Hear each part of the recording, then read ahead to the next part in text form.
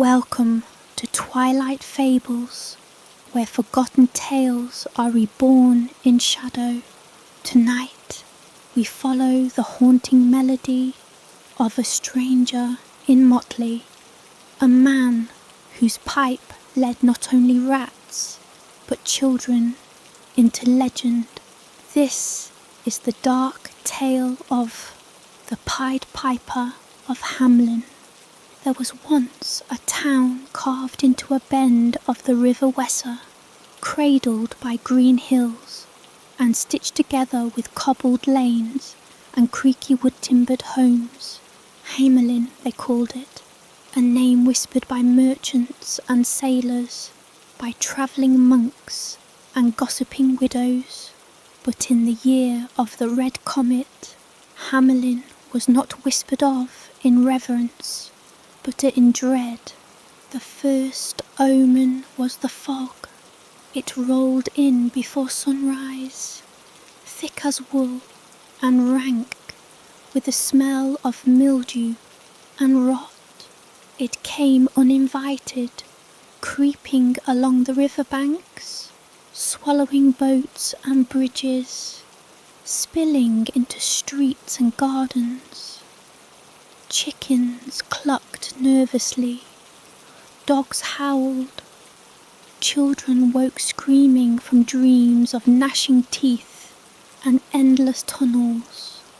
Then came the rats, thousands of them, perhaps more, grey-backed and yellow-eyed. They spilled from the sewers and cellars like a plague-made flesh. They chewed through wheat stores, tore through hanging sausages, infested nurseries, drowned in well water. They climbed the chapel walls and bit holes through the altar cloths. In the silence of night, their squealing echoed like a demonic choir. Hamlin, proud and pious, fell to its knees. The mayor ordered traps. The clergy organised prayer circles. The bakers sprinkled arsenic over bread crusts. Nothing worked. The rats bred faster than fire, and worse, they seemed organised. Witnesses claimed to see them move in formation, working in unison to drag pigs to the ground and devour them alive. One boy insisted he saw a rat with a human finger in its mouth. The townspeople turned restless, hungry, angry. Rumours began to stir of witches, of curses, of sins gone unpunished. The townsfolk whispered about the bells that tolled without wind, and the shadow they saw slinking beneath the old chapel's belfry at dusk. It was during this chaos that he arrived. He was first spotted by the watchman Hans, who had climbed the bell tower at dawn to escape the rats. Hans would later describe the man as neither young nor old, neither fair nor foul.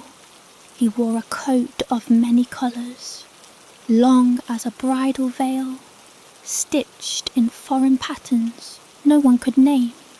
Upon his belt hung a flute made of pale bone, smooth as glass and curved like a serpent's fang. The man did not knock when he entered the council hall. The doors simply creaked open, and there he was, tall, lean, and smiling. "I hear you have a pest problem," he said, in a voice like wind through reeds. The mayor, bloated from too many banquets and too little backbone, sneered. "And who are you to offer help? A beggar in circus garb?" The stranger bowed, theatrical but not mocking. "Call me what you like. I am but a piper, and I make vermin dance." The council scoffed. The bishop crossed himself.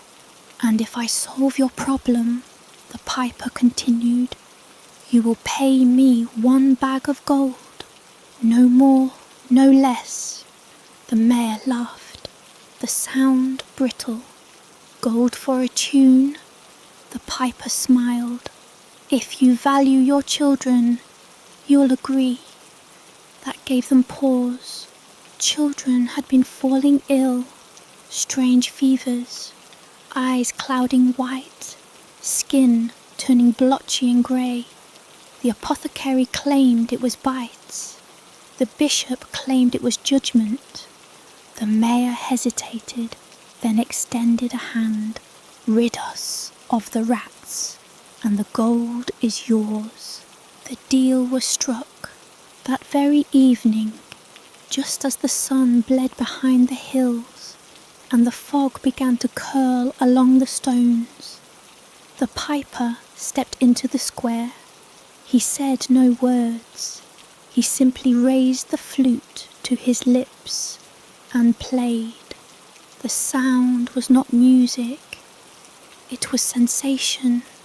It was the rustle of things in the dark, the tickle of breath on your neck, the rhythm of teeth chattering behind walls. It was cold and warm at once, like a fever dream, laced with memories you never made. The notes slithered through alleyways, swirled beneath floorboards, crept under doors, and then came the rats. They poured from windows and gutters, from cracks in the stone and holes in the earth. They came like water from a broken dam, eyes glazed, tails twitching. They moved toward the square in great swells, and the townsfolk, horrified, watched as the rats surrounded the piper in perfect silence. With a slow, deliberate turn, he began to walk through the square, down the hill, toward the river. The rats followed. Into the water he waded, waist deep, still playing. One by one, the rats threw themselves into the Weser. The current pulled them under. Hundreds, thousands, more than the town even knew it had. By morning, not a single rat remained. The people cheered. The mayor wept in relief. Bells rang. Bread was broken. Children danced again in the streets. The stranger, mud-streaked and smiling, returned to the council hall. "I believe our agreement is due." The mayor shifted in his robes, now suddenly uncertain. "A full bag of gold for playing a song." The bishop coughed. "You ask too much, minstrel. Your task was small. Your reward should be in kind." "I warned you," the piper said, softly. "You would do well to honour your word." The council murmured among themselves, but the mayor raised a hand. "You'll be paid 5 silver coins and a loaf of rye for the road. Be grateful, vagabond." The piper's eyes dimmed. "Very well," he said, turning. "But know this, every debt finds its collector." And he left. No one saw where he went. Some claimed he vanished into the forest. Others said he slipped down a well. The children said they saw him standing atop the chapel at midnight, his eyes glowing blue. For a while, the town rejoiced. The rats were gone. Life returned, but the air never quite lost that sickly fog scent. And the bells, they rang again, always when no one pulled the rope. Then one morning, the children were gone, all of them, every boy, every girl, from babe to teen, from crib to cradle, gone. No signs of struggle, no footprints, no broken locks, just silence and one set of wet, rat-sized paw prints leading to the chapel door. At first, no one believed it. The fog had come thicker than usual that morning, a blinding white veil that made the streets feel like a graveyard. The town awoke slowly, drowsy-eyed and disoriented. Mothers called for sons. Fathers shook sleeping mats where daughters should have been. Only silence answered when the fog thinned enough to see past one's doorstep. The truth emerged. Every child in Hamlin was gone, from the babe in the apothecary's cradle to the blacksmith's twin sons. All had vanished. No broken doors, no windows forced, just empty rooms, half-warm beds, toys strewn where little hands had dropped them. A scream was the first sound to break the spell, then another. By midday, the town square was thick with weeping. Mothers clawed at the earth, fathers cursed the heavens. Some threw stones at the chapel, blaming God. Others blamed the mayor, but many, most, blamed the man in motley who had vanished into the mist only days before. The piper, the butcher's wife rasped, eyes wild. He took them. I saw him. You lie, someone shouted. She lies not, croaked the old candlemaker. I saw him too, standing at the edge of the woods, playing that damned pipe, and behind him, shadows. The mayor, normally red-faced and thunder-voiced, had turned pale and silent. He stood atop the dais with the council, trembling. This is a punishment, he muttered. A misunderstanding, a mass hallucination. The children will return. They did not. That night, a second horror followed. A bell rang, one chime, low, wet and wrong, as though dragged from beneath the river. No hand touched the rope. The church doors remained locked, but the sound echoed through every chamber and chimney. With the bell came dreams. Each citizen dreamed the same dream. A long tunnel, its walls pulsing with roots and teeth, and far ahead, the flickering outline of children walking, eyes empty, skin grey. In the lead, a tall figure played a pipe, carved from bone. The melody bled like smoke. The children followed willingly, without expression, as though the world behind them had ceased to matter. When the people awoke, many found their fingernails bloodied. They had clawed at their walls in sleep. Some had bitten through their own tongues. 3 mothers were found dead, drowned in their own wells. Something had changed in Hamelin. The cobblestones felt wrong, misaligned by fractions, as though the town had shifted subtly overnight. The sun never seemed to rise fully, and the moon hung longer than it should. No birds chirped. Even the river had grown quiet, its current sluggish, its colour tinged green. The mayor ordered the guard to scour every inch of land within 2 days' ride. Woods, hills, riverside, coffees, but nothing was found. Not a scrap of clothing, not a footprint. But the children weren't entirely gone. Some claimed to hear them. The blacksmith swore he heard his son singing a lullaby behind the hearth, though there was no fire lit. The baker saw his daughter's reflection in the mixing bowl, staring from behind her own eyes.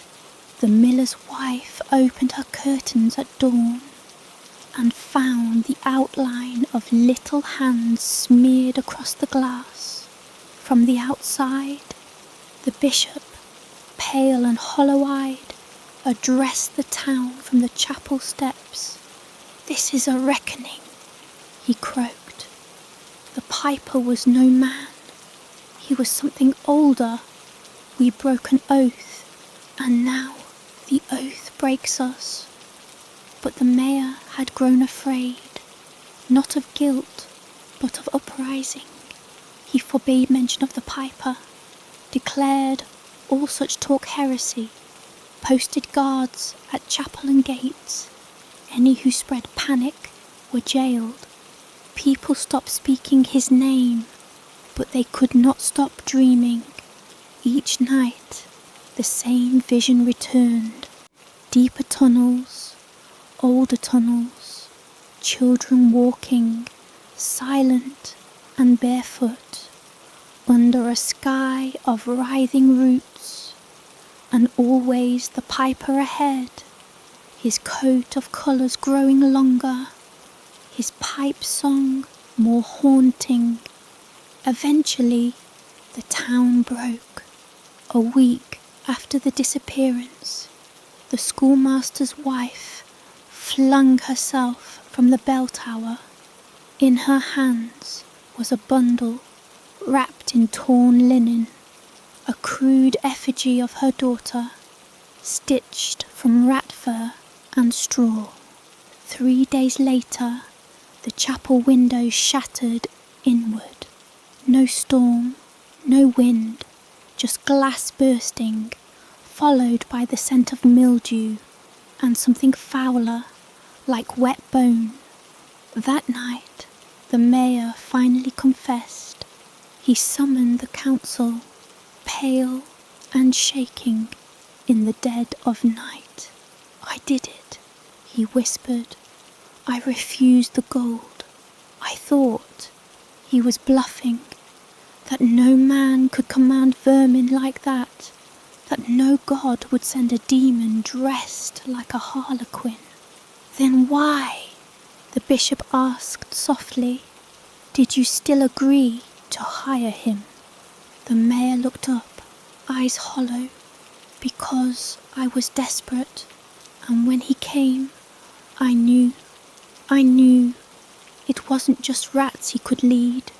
I feared what he'd do with the gold, what worst thing he'd summon, so I cheated him. I thought we could make him leave." No one spoke. "But now," the mayor whispered, "I see. It wasn't about gold. It was never about gold. It was the promise, and promises are sacred." The next morning, the mayor was gone, his office empty, his bed untouched. Only his robe remained, draped over the chapel pew, soaked in river water. By then, only one person remained in Hamlin who still dared to speak the piper's name. Her name was Lotta, a girl of 13 winters, the candlemaker's apprentice, small, quiet, always lingering in corners. Somehow, she had not vanished with the other children. Perhaps she had been too old, or perhaps the piper had overlooked her. She began to draw. She drew the tunnels from her dreams. Again and again, pages upon pages, scrawled in wax and ash. Her fingers bled, her eyes darkened. But she kept drawing, and one day the bishop demanded to see, in the chapel, surrounded by broken windows and warped hymnals. He unfurled the parchment and gasped. It was a map, not just of tunnels, but where they ran, beneath the town, beneath the river, beneath the chapel. I dreamed them, Lotta said, voice distant. He showed me. He wants me to follow. The bishop crossed himself. He wants you to join them. Lotta shook her head. No, he wants someone to see, to remember, to tell. That night, the chapel burned. No one saw the fire start. It erupted like a scream, silent but sudden, devouring stone and glass, licking the heavens with black smoke. The bishop was found kneeling inside, charred but whole, as though he'd never moved. Lotta was gone. The next morning, Hamelin was different again. The fog had lifted, birds returned, the river flowed clear, but the town was quieter, emptier, windows boarded, shops closed, doors bolted, and deep beneath the earth, past soil and root, in a tunnel carved long before men walked upright, the children walked still, not dead, not quite alive, to the rhythm of a song that echoed forever.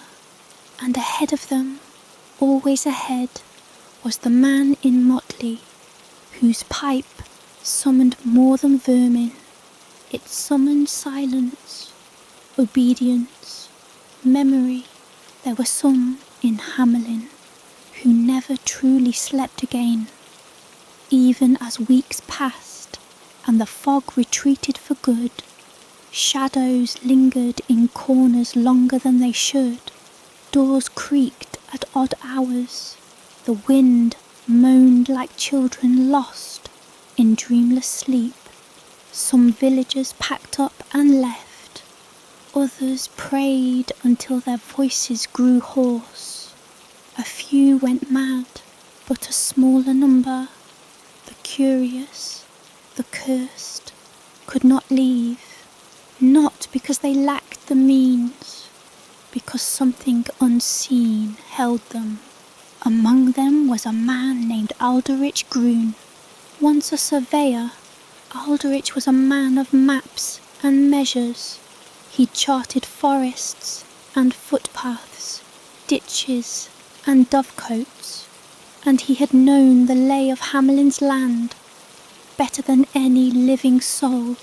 But when he saw Lotta's drawings, preserved by the bishop in a water-stained tome found in the chapel ruins, he realised something that sent a tremor through his bones. Those tunnels weren't imagined, they were real. He traced the paths in Lotta's maps to the town's foundations. He checked the angles, the turns. They aligned too perfectly to be the dreams of a girl. Aldrich became obsessed. He stopped shaving, stopped eating properly. He muttered to himself, bent over his candlelit desk, etching newer versions of Lotta's drawings over and over. He marked them with charcoal and ink, adjusted them with compass and ruler, refined the curves like a man trying to find the edges of a nightmare. One stormy night, a knock echoed on his door. When he opened it, a gaunt man in a wet cloak handed him a small box and vanished into the rain without a word. Inside was a flute, not bone, but wood, old, dark, and carved with glyphs Aldrich did not recognise. Alongside it, a note in delicate script. play and see what lies below. He did not sleep that night. At dawn, he took the flute and the map and descended into the old wine cellars beneath the town hall, one of the few places untouched by rats or ruin. Lantern in one hand, flute in the other, he stepped deeper than any surveyor ever had. The air grew cold. The stone changed from smooth brick to rough, ancient shale. Roots clung to the ceiling like fingers. The map, strange as it was, guided him with eerie precision. And then, hours later, or minutes, time was strange down there. He found it. A door. No, not a door. A slab of stone, taller than any man, carved with thousands of tiny symbols. In its centre, a spiral etched in silver, worn smooth by age. He placed his hand on it. The stone rippled and opened. Beyond it lay darkness, not absence of light, but something darker, the kind that clings to your soul, that echoes in the space behind your thoughts. He stepped through and found the city beneath the soil. It was vast, endless, towers made of bone and glass, bridges of root and vein. The architecture was wrong, too many angles, some folding in on themselves. The walls moved subtly, as though breathing, and scattered through the streets were toys, dolls with hollow eyes, wooden animals, ribbons, and shoes, hundreds of tiny shoes. Aldrich stumbled through the streets in awe and horror. The flute clutched tight. He passed doorways that led into deeper tunnels, each echoing faintly with whispers in languages no tongue could shape. He passed murals, drawn in soot and blood, of children kneeling before a horned figure with a pipe in his hand. Then suddenly he heard it, music, distant, low, almost beneath hearing, a familiar melody, one from dreams he did not remember until that moment. It called to something deep within his bones, a lullaby for the dying, a hymn for the lost. He followed it, down twisted steps, across a bridge of spiderweb and iron, into a chamber. There, beneath an arch of weeping stone, stood the piper. He was taller than Aldrich remembered from the old stories, impossibly tall, his coat flowing like liquid.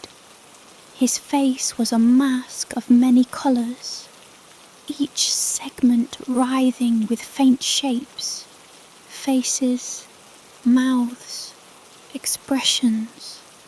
His eyes were hollow. His feet did not touch the ground. The piper did not turn. He played, and the children stood around him, silent as tombstones. Some had aged a little, others hadn't at all. All of them stood as though time passed differently for them, or perhaps didn't pass at all. Their eyes were pale, their mouths unmoving. They breathed only when the piper played. Aldrich fell to his knees. The music wrapped around his mind like ivy, digging into memories he hadn't known were there. He saw his own son, long dead from plague, smiling in the fog. He saw the rats, the mayor's betrayal. He saw the moment the piper had arrived, not from the forest, but from below. The piper's tune slowed, and he spoke, not aloud, but directly into Aldrich's thoughts. All things taken must have purpose. All debts must be answered. All who break oaths will walk hollow. The piper turned. His eyes, two endless spirals, met Aldrich's. And you are my witness.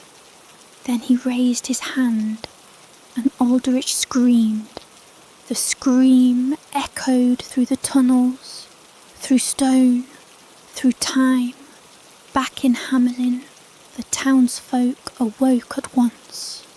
The sky above the chapel cracked with lightning.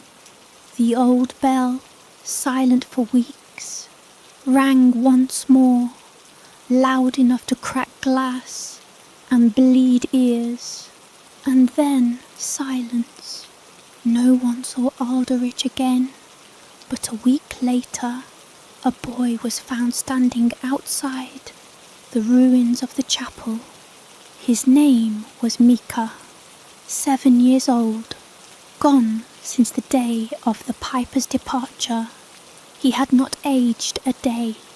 His skin was pale, almost translucent. His voice was soft, barely more than breath.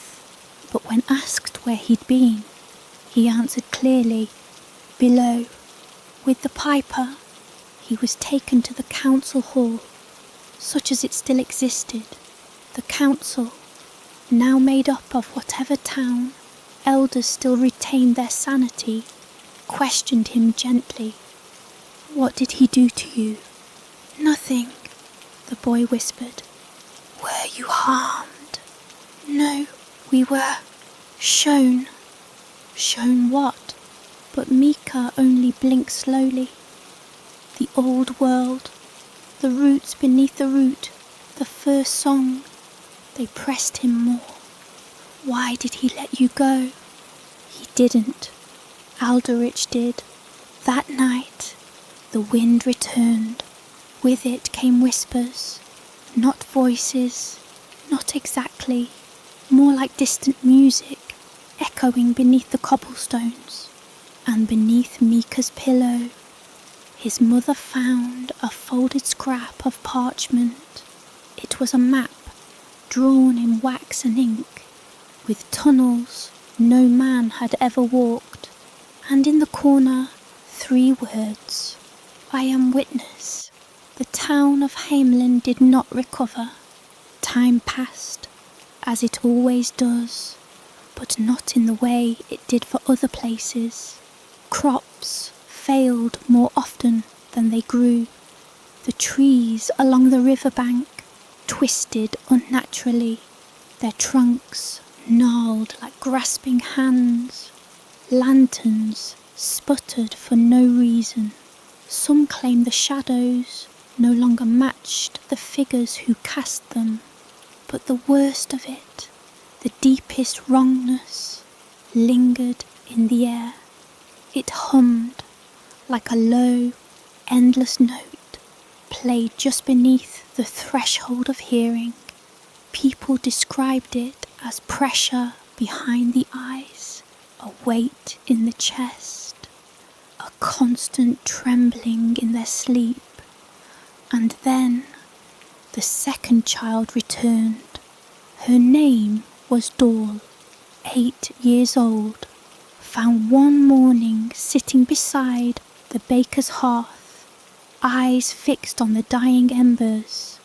Like Micah, she had not aged. Her hair had not grown. Her skin was cold, but not lifeless. She spoke when spoken to, ate when fed, blinked at intervals too precise. When asked where she had come from, her only reply was, I walked the spiral back. Her parents wept with joy, but as they embraced her, something sharp, twisted in her mother's stomach, the faint but absolute certainty that the child in her arms was not the same one she'd lost. The town gathered again, old rituals resumed, inquiries, prayers, the desperate scraping for answers in the scriptures, the elders read by candlelight, the forgotten laws, even the forbidden ones, written in soot and pigskin from centuries ago, and again, one passage returned. When the piper comes, pay his toll in gold or in soul. Should both be denied, the hollowing begins. The priest, a man named Erhard, new and far too young for his robes, called it metaphor. This is just ancient poetry, a tale meant to frighten the greedy into generosity, but others disagreed. The old folk, especially the widows, the ones who had nothing left to lose. He's still here, muttered old Marta, a midwife who hadn't left her cottage in 10 years. Not gone, just beneath. Some began leaving offerings, bread, milk, coins, flutes carved by hand. They left them by the well, in the hollow beneath the old bell tower, and outside the chapel ruins. And when they woke, the offerings were gone. In their place, feathers, teeth, and the faint sound of pipe music trailing off into the dawn. That was when the third child came back. This one returned differently. He was found clawing at the stones beneath the mayor's house. Bloodied hands, cracked fingernails, a mouth that hissed rather than spoke. It was not until water touched his skin that he stopped, froze like a doll, and then slumped unconscious. His name had been Jacob. He had once been a joyful boy with a fondness for riddles, but what returned was something bent and warped. He didn't speak for days, but when he did, his voice was no longer childish. It was deep, ancient, and filled with tones that didn't belong in the human mouth. The piper waits beneath the last root, Jacob said. He waits for the choir. When asked what the choir was, Jacob smiled. Those who sing without tongues, who remember what men have forgotten, they are growing. Then he wept, and he did not stop weeping until he was gone, not dead. One morning he was simply not there, no door unlocked, no window open, his bed still warm, only a single ribbon remained, tied in a knot none could undo, hanging from the rafters above. Mika and Dorle, still quiet, still strange, began drawing, not toys, not tunnels, but faces, dozens, then hundreds. Some of the faces were familiar, townsfolk, elders, merchants, but others were not, elongated, twisted. Some had horns, others no eyes. Some were so wide they wrapped around the edges of the paper, curling like tendrils. Who are these? They were asked. The ones who walk the long hush, Dorle said. The watchers, Mika added. They come first.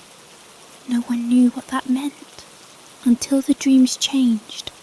Up to that point, the dreams had been tunnels, marching children, the piper always ahead. But now there were other figures in the dreams, tall, thin silhouettes standing in chambers filled with stone wheels that turned without touch.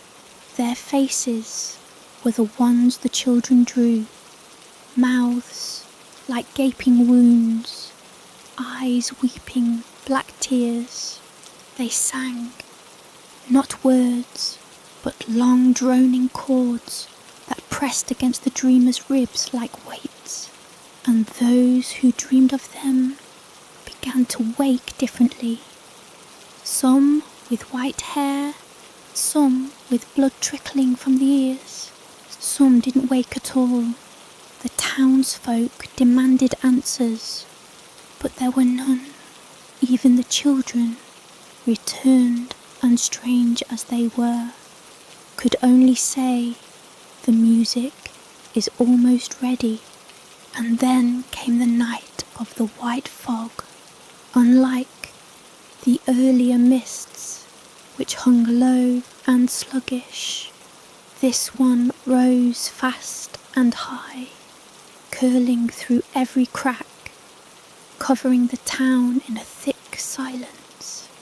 It deadened sound, lanterns dimmed, clocks stopped, the river froze in place, and from beneath the stones a sound began to rise.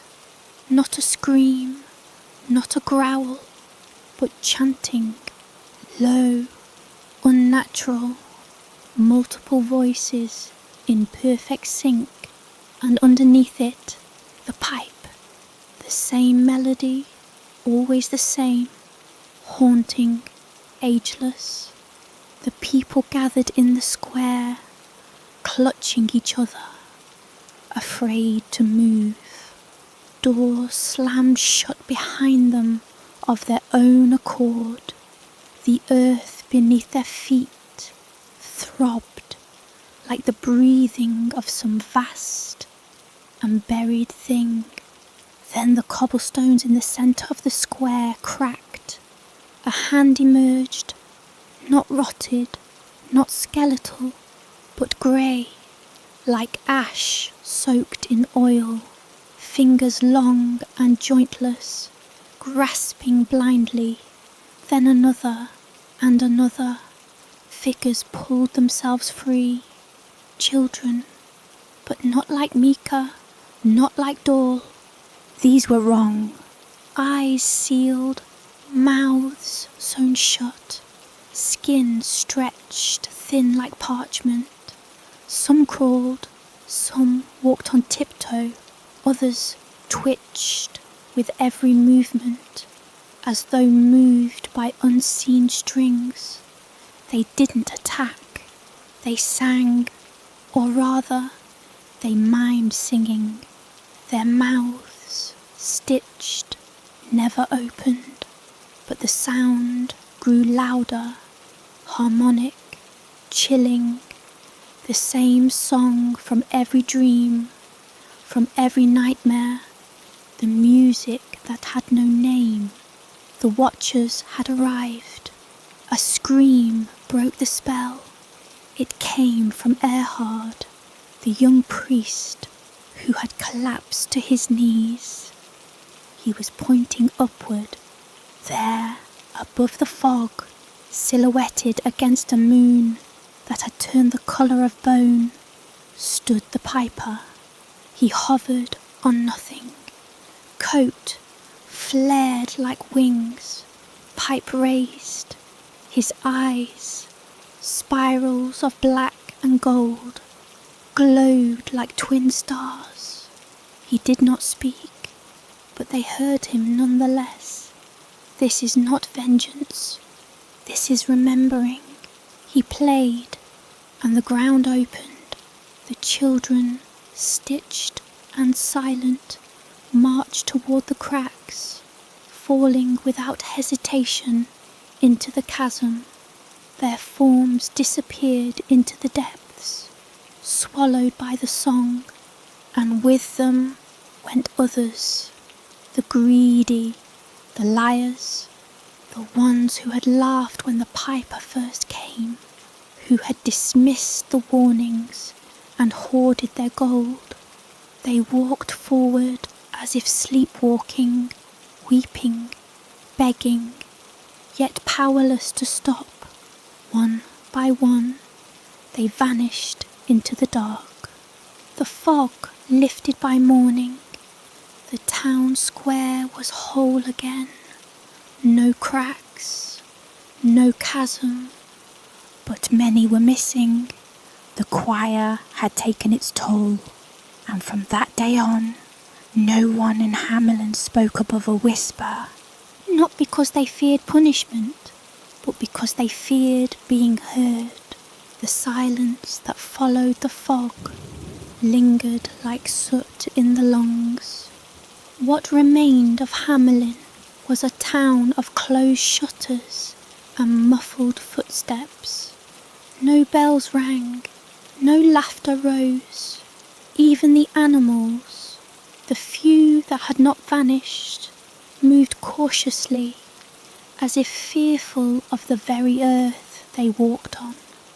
And beneath that stillness, a melody remained, not heard by all, no, only the marked heard it, those who had been touched, in dreams, in whispers, in proximity to the returned children. The song thrummed through their veins like a second heartbeat, faint, irresistible, maddening. They came to be known as the half-hollowed, and one by one they began to change, not outwardly at first, but as inside something was rearranging.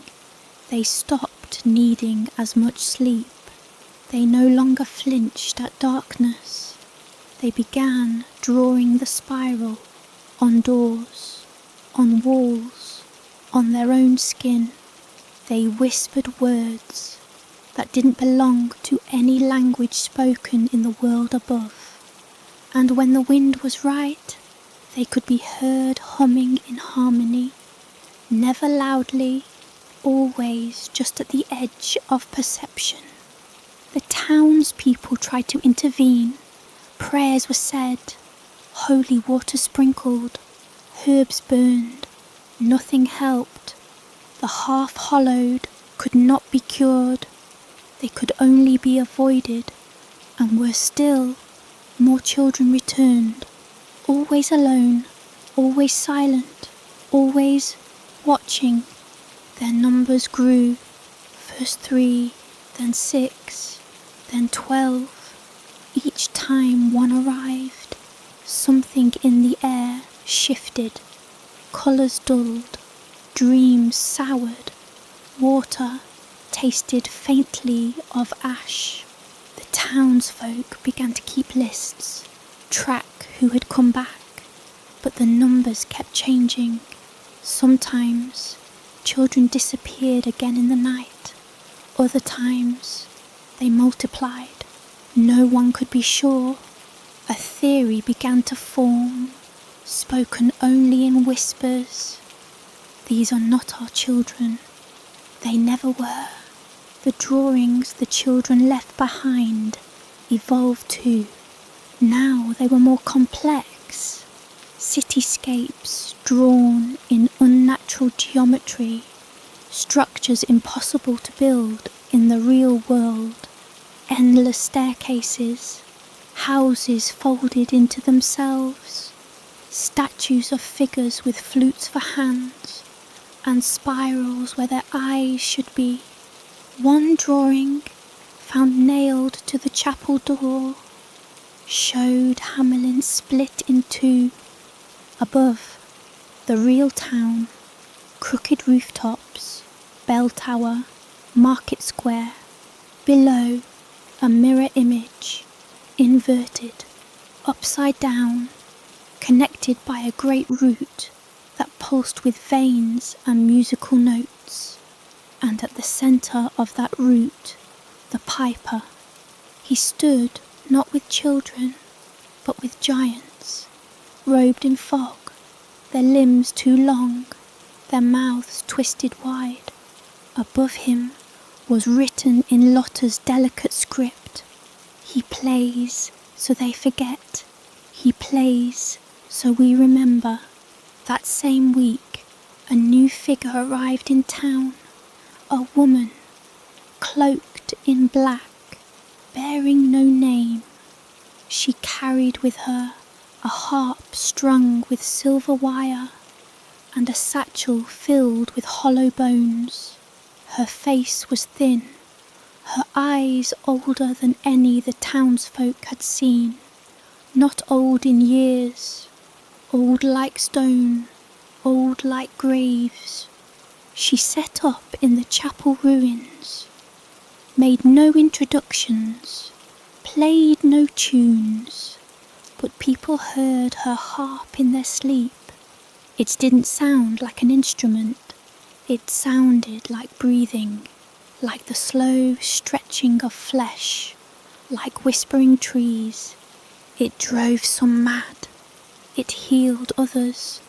One child, barely 2, who had gone mute since the fog night, began to speak again.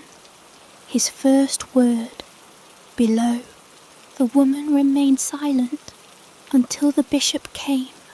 He had returned from the cities beyond the forest, bringing scrolls, incense, and warnings. He carried documents of law, decrees from distant priests, words of exorcism and light. When he approached the chapel, he demanded the woman leave. She said nothing. He held up his holy symbol. She plucked a single note from her harp. The bishop dropped to his knees, bleeding from the eyes. He gasped, clawed at his chest, and then began to sing. Not words, tones, perfect harmony, perfect pitch.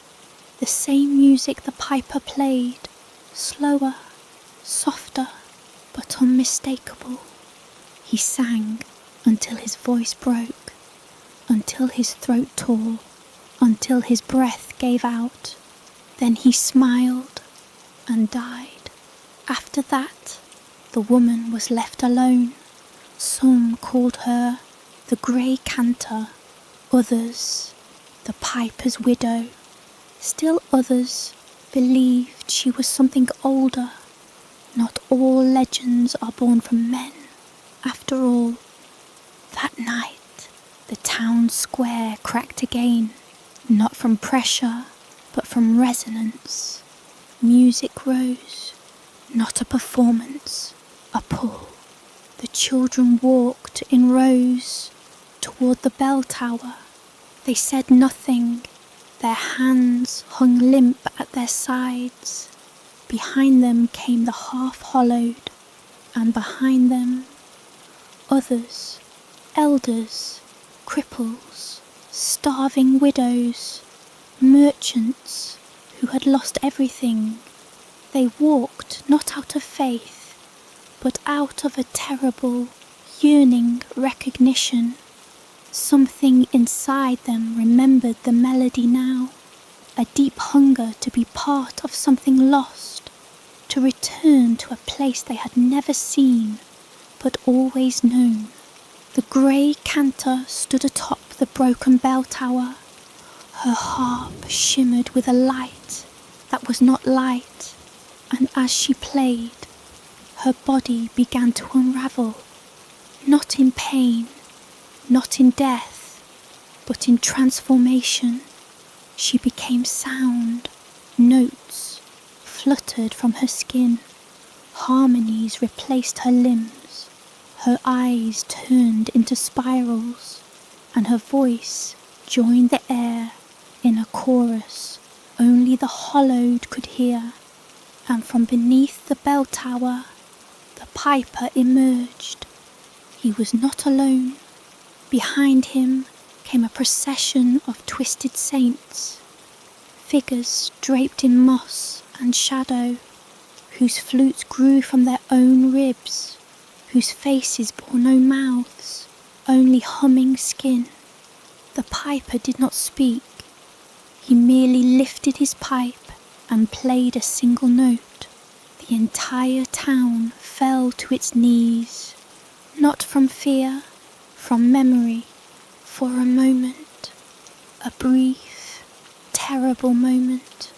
They remembered not just the day he first came, but the first time the piper played, a time before towns, before history, before language, when men were little more than frightened animals beneath the stars, when the world above was young and the world below, ancient and complete, still called to the blood. That first song had shaped them, the second had divided them. This third song, it would reunite them. The piper turned. He looked to the heavens, now cracked like old paint, leaking music. And then he played a full melody. It had no words, no rhythm, no key. It was sorrow, it was hunger, it was belonging, and the hollow choir rose to meet it. Their mouths opened, even the sewn ones, their stitches bursting with black mist, and they sang. The sound tore through Hamlin like a wave. Stone melted, glass wept, time rippled, and every man, woman and child, still bearing a human soul, remembered their true name, not the one given by parents, the one given by the song. Some fled, some clawed out their ears, some danced until their legs broke, and some, the ones most changed, simply stepped forward into the spiral now forming in the town centre, a vortex of sound and dust and ash and gold. They stepped in and were unmade, not destroyed, but rewritten, and still the piper played, and still the choir sang, and still the spiral widened, until Hamlin was no longer a town. It was a note, held in the air between breaths, waiting for the next chord. They say Hamlin still exists, not in maps, not in stories passed down, but in echoes, faint vibrations beneath cobbled roads, whispers inside wind chimes, a distant tune on a traveller's flute, played unknowingly and never twice the same. But Hamlin as it was, the town with red-roofed houses, laughing markets and shrieking children, is gone. It was sung out. Where once lay brick and mortar, only the spiral remains, carved in concentric rings of ash and gold into the earth itself, too perfect to be made by human hands, a circle without a centre, a note without an end. And deep below that spiral, far beneath the ground, where roots cannot reach, the choir sings on. They do not hunger, they do not sleep, they exist in perpetual harmony, weaving the melody the piper began, long before time remembered how to count. The song is creation, a new one, but for those who escaped, those who surveyed and wandered outward, it is a song of mourning. They remember the night the piper opened the spiral fully, and the town split in two, not split in half, split across dimensions, like a peeled fruit. They remember seeing themselves, reflected in that inner world, not as they were, but as they should have been, raw, animal, elemental, singing things with limbs of string, and hearts of pipewood. Some begged to be taken back. Some built homes as far away as they could, settling in dense forests and barren valleys, afraid of music, of children's laughter, of anything that might resemble a melody. Others tried to warn the world. Those are the ones who went mad. They painted spirals on chapel ceilings, carved flute notes into their skin, screamed songs in dead languages through asylum windows, and always, always, they spoke of the piper, not as a man, not even as a god, but as a threshold, a doorway in human skin, the one who remembers, the one who reminds. One such survivor, a woman named Ilsa, once a baker's wife, now a wanderer in black, began recording what she called the intervals. She said there were patterns, rhythms, times when the spiral beneath the world opened again, just slightly, often beneath new cities, new towns, always after the third blood moon, always where forgotten music had been buried, and when that opening came, the same elements appeared, children humming the melody in sleep, pipes found in the mouths of birds, dreams of tunnels and song throats, a man with eyes like whirlpools, watching from the corners of mirrors.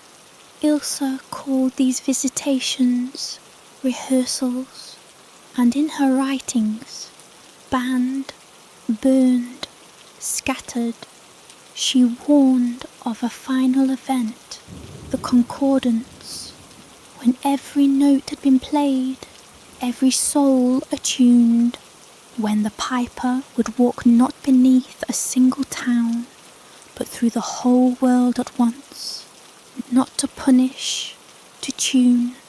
Some years after Hamlin's unmaking, a village called Buckstein reported a strange phenomenon.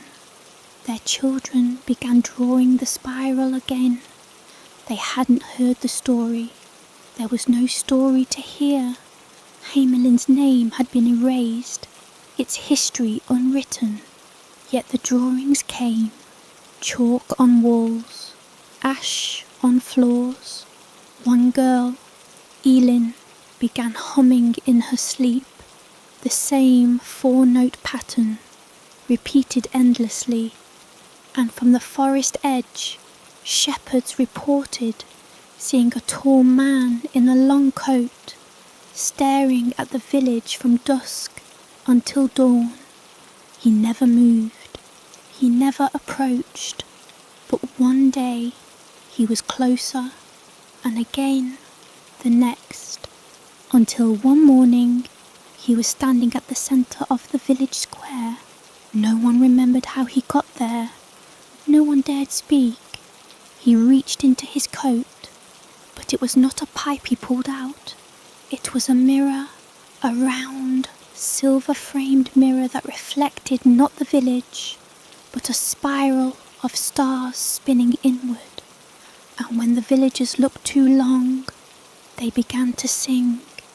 Their voices sounded wrong, too deep, too wide, like 10 people sharing one throat. They weren't singing words, they were repeating a phrase, a memory, one passed down from the hollowed, from Mika and Dorley and Jacob and Lotta. The spiral feeds the piper frees the spiral. It was not a warning, it was an invitation. In an underground archive beneath a ruined seminary, a hidden scroll was found by scholars years later. The scroll was sealed in wax and bone, and it contained only a single image, the piper, surrounded by 12 fluteless children, each bearing hollowed eyes and open mouths, stitched at the corners with gold thread. Below the image was written, in an ink that shimmered like black pearl, "We did not lose them. We loaned them to the song."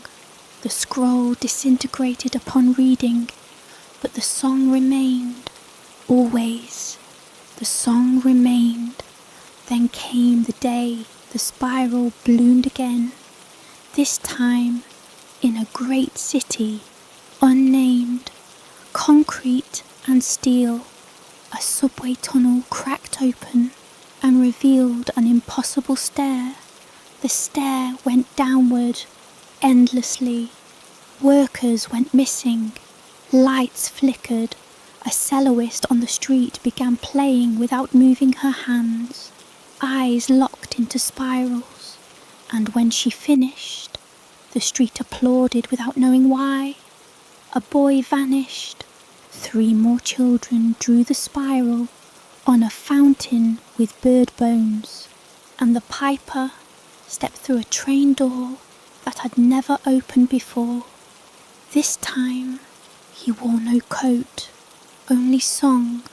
He played, and somewhere far away, in a house that did not exist the day before, the choir answered, "There are places now where no sound exists, not silence, absence. Music was taken from them. These are known as the hollowed places. They grow, and always, in their centre, faint as a whisper pressed behind a wall, you can hear it, a tune, 4 notes, always the same. The first song the piper ever played, the one that calls to what you are beneath the skin.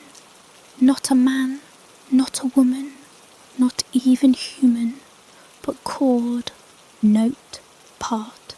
They say if you find one of these hollowed places and stand very still and let the spiral draw around your feet, you will begin to remember too your real name, the shape of your first breath, the sound you once made in the belly of the world, before bones, before blood, and you will sing. You will sing with your true voice, and the piper will hear you. And if your note is right, just right, he will come, not to take you, to tune you, because the song is almost finished now, and soon the choir will be complete. And when it is, the world will no longer spin. It will hum, and every tree, every tower, every man and woman and beast and stone will vibrate with that final, long, unending chord, the last chord, the true Hamlin. They found it sealed in a flute case of petrified wood, buried beneath the roots of an ancient linden tree. A parchment rolled so tightly it crackled like fire when touched. The ink shimmered like molasses and smelled faintly of ozone. Its contents were not dated, they were not addressed, but the words etched there had the weight of prophecy or confession, the kind written not for others, but for forever. It became known as the Piper's Testament, and though its phrases seemed broken, dreamlike, impossible to translate in full, certain passages have since taken root in occult circles, whispered by candlelight and remembered in dreams. These fragments follow. Before the breath there was the chord, and from the chord the piper came, I was not born, I was played, a note drawn across the throat of the first silence. I remember the stars before they spun. I remember your names before they had mouths to hold them. The children are not payment, they are chorus, they are keys. When I came to Hamlin, I came as echo. What they owed was not coin, it was reverence. They forgot the tune. They tried to cover it with prayers and paper and bells, but the song remains. I do not steal, I restore. Beneath your skin is an instrument. You were strung long ago and tuned only once. Most live out their days unplucked, but I can hear the sound within you. I know which string you are, and when the world is ready, I will play it. The testament ended with a final passage, written in a script tighter than thread, so small it was only legible under moonlight. Hamlin was the overture, the spiral is the staff, the choir is the bridge, but the final verse will be sung by the world itself, and when the final chord rings, all will be as it was before forgetting. This document did not travel through scholarly hands. It moved in secret through cults and broken orchestras, whispered through cellars, passed between violinists with black-stained lips and composers who spoke in tongues. It became dangerous to know. Some who read it vanished, others went deaf. A few began to hum. Meanwhile, in forgotten corners of the world, strange monuments began to appear. No builders were ever seen, no blueprints existed, and yet there they stood, a tower of flutes fused together in an overgrown graveyard, humming when wind passed through it, a statue of a boy with his mouth stitched and eyes hollow, kneeling before a spiral etched into obsidian, a well that echoed with a song no one remembered teaching the town's children, who now sang it nightly in their sleep, and on each monument, always, the same phrase was carved. The song remembers you in a forest once called Teufelshain, Devil's Grove. Travellers stumbled upon a village not found on any map. Its people wore black, not out of mourning, but reverence. They spoke not in words, but whistles. They walked in circles around a central mound, a spiral-shaped hill with no peak, only a hollow opening that emitted faint harmony, like a breath pulled through a bone flute. They welcomed no strangers, they only listened, and when asked what they worshipped, they would tap their chest once, then their throat, and then the sky, and they would mouth, "He is coming." The spiral grew, not physically, not always. It grew in stories, in symbols, in remembrance. It appeared in children's drawings, across continents.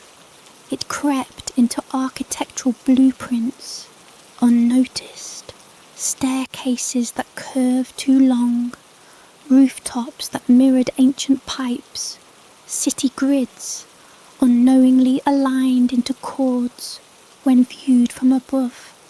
It infested dreams, and in those dreams, people began to see the piper again. He no longer looked like a man. He looked like music, a figure with no bones, only staff lines and measures inked across the black of sleep. His fingers were clefts, his eyes time signatures, and his mouth a gaping rest, the silence before the thunder. He played no tune, he simply watched, and every time dreamers awoke humming the same 4 notes, the opening phrase of the final song. Then came the convergences, 5 cities, 5 days, each struck with a different phenomenon. In Thessaly, all music ceased, radios went mute, singers found themselves voiceless, pianos refused to ring. In Velbruck, the only sound heard was a distant flute, growing louder with every sunrise. In Jinhai, entire buildings disappeared, not destroyed, but erased, leaving behind outlines in ash and humming fog. In Morlo, every mirror cracked in spiral patterns, and each shard sang in perfect harmony when touched. In Knoll, a child walked into the sea while humming and did not drown. He simply sank through the water like it was smoke, vanishing with the final note. Authorities scrambled for explanation. They blamed weather, gas leaks, psychological contagion, but those who had heard the piper knew these were preludes. The world was tuning itself. There remained only one untouched place, a chapel buried in the cliffs above a black sea, abandoned since Hamlin fell, carved with runes no one could translate, rumoured to house the last physical remnant of the piper's origin. And when the scholars, the broken musicians, and the spiral-marked faithful gathered there, something opened, not a door, not a gate, but a note. It played not in the air, but inside their bones. They collapsed, one by one, not in agony, but in completion. And from the shattered stained glass of that chapel, the piper stepped through. Only once did he speak. He stood upon the spiral altar, his mouth no longer stitched, but gleaming with black gold. He raised his pipe, made a now of bone and bell and breath, and whispered, "The time of tuning is done. Sing with me." And the world obeyed. It began not with a bang, but with a note, clear, low, so deep it vibrated through the marrow of the earth. It played not through the sky, but through the world itself, carried in the bones of bridges, in the bellies of trees, in the wires of dead cities. No one heard it with their ears, they heard it with their selves, across oceans, in deserts, in frozen wastes and towering cities. People stopped what they were doing, not because they wanted to, because the song had found them, and they remembered. The notes stretched, rising in pitch like breath drawn through a spiral shell. It was not music in the human sense.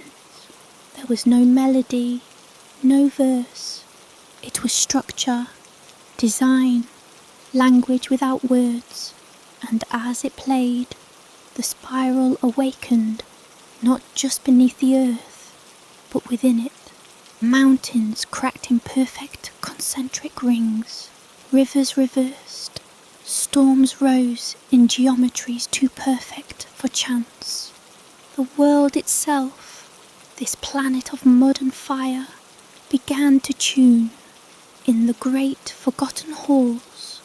where governments had hidden the truths they could not bury. Alarms sounded and promptly failed. Radios broadcast only silence, until one by one they began to hum.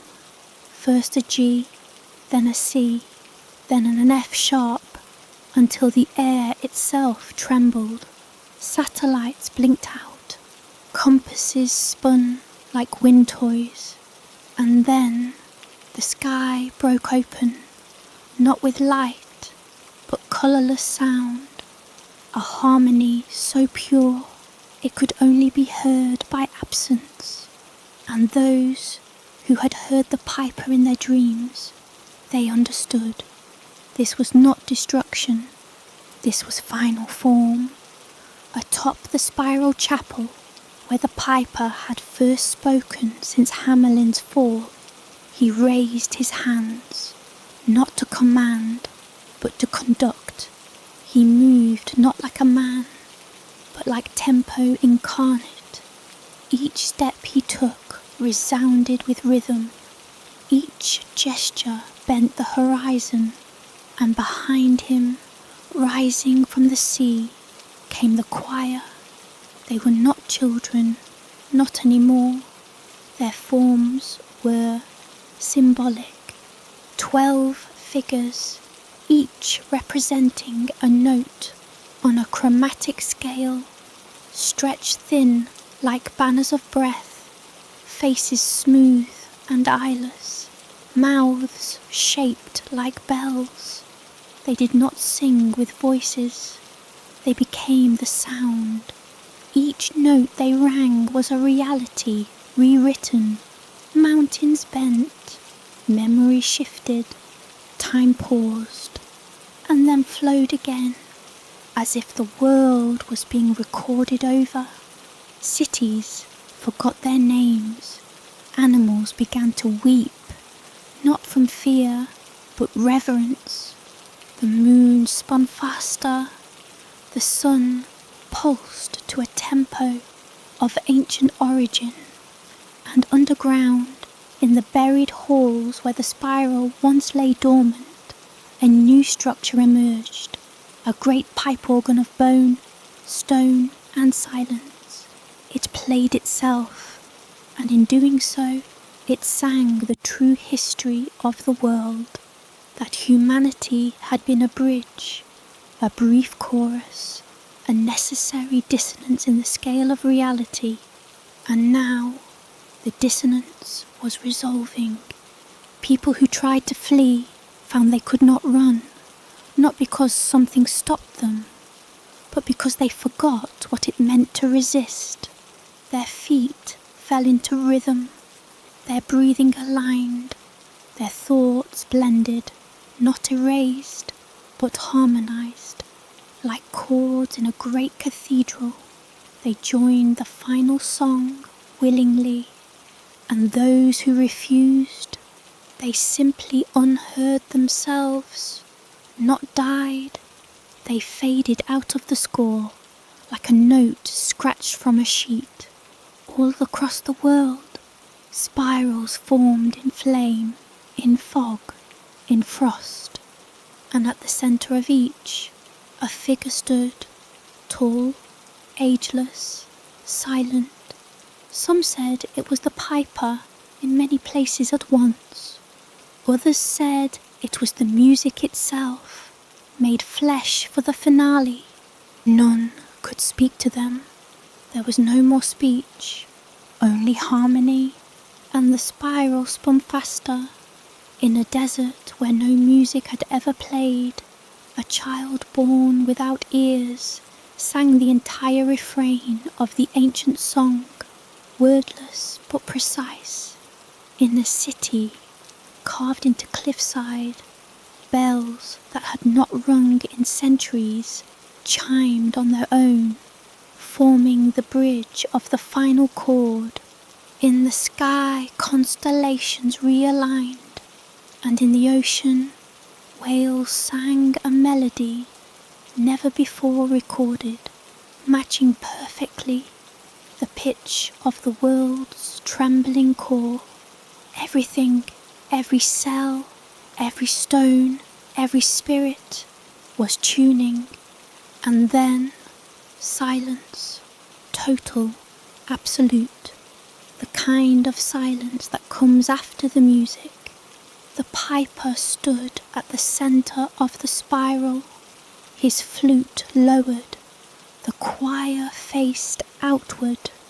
The air was still. The planet did not spin. It hovered, suspended in a moment of breath, held by the cosmos itself. And then the final chord rang. It lasted no time. It lasted all time. It was not heard in the air. It was heard in the is. No past, no future, only now, only song. And when it ended, the world exhaled, but it was not the same world, not a burnt world, not a rebuilt one, a rewritten one, where rivers hummed, where clouds followed time signatures, where language was made of tone, where memory was melodic. And in this world, the piper no longer walked. He resided everywhere, in rhythm, in pattern, in the curl of a child's hair, in the spiral of a snail's shell, in the breath between lightning and thunder. And people no longer feared him, because they were no longer people. They were part. Some say Hamlin never happened, that it was just a story, a warning, a myth. But stories remember things people forget. And sometimes, if you listen closely when everything else is quiet, just as you're drifting to sleep, you can hear it, a faint whistle, a low hum, a rhythm beneath your heartbeat, a spiral drawing itself in the dust at your feet. And if you dream that night, you may dream of pipes, of children who never aged, of a man with a face made of silence, calling you not to follow, but to join. And if you wake up humming a tune you've never heard, one you can't forget, then you too have been heard, and the piper is listening, still, forever.